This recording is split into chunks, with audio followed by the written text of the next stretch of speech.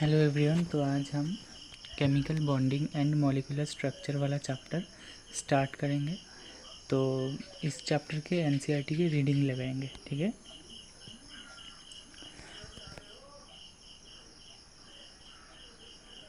Matter is made up of one और different type of elements under normal conditions. No other element क्या आ गया है exist as an independent atom in nature except noble gases.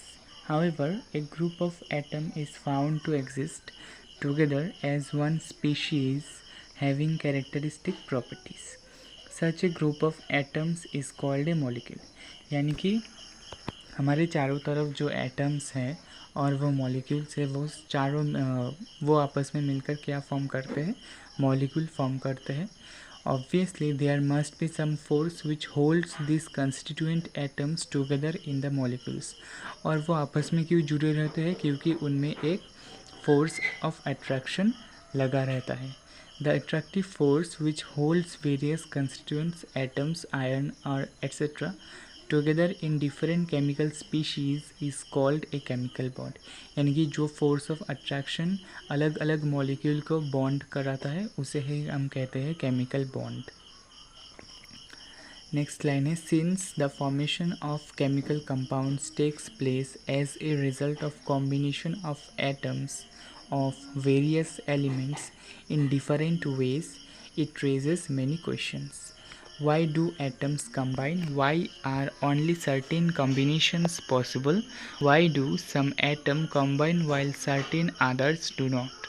Why do molecules possess definite shapes? To answer such questions, different theories and concepts have been put forward from time to time. यानी कि इनमें से हमें बहुत questions आते हैं कि elements form क्यों करते हैं मॉलिक्यूल, या फिर उनमें है सर्टेन मॉलिक्यूल्स के अंदर ही क्यों फॉर्मेशन होता है और कुछ एटम्स और मॉलिक्यूल्स के अंदर फॉर्मेशन बॉन्ड नहीं होता। तो ऐसा किस लिए होता है, इसी के बारे में हम जानेंगे। These are Kozel-Lewis approach, valence shell electron pair repulsion theory, जिसे हम वेस्पर थ्योरी भी बोलते हैं, valence bond theory and molecular orbital theory. The evolution of various theories of valence and the interpretation of the nature of chemical bond have closely been related to the development in the understanding of the structure of atom, the electronic configuration of elements and the periodic table.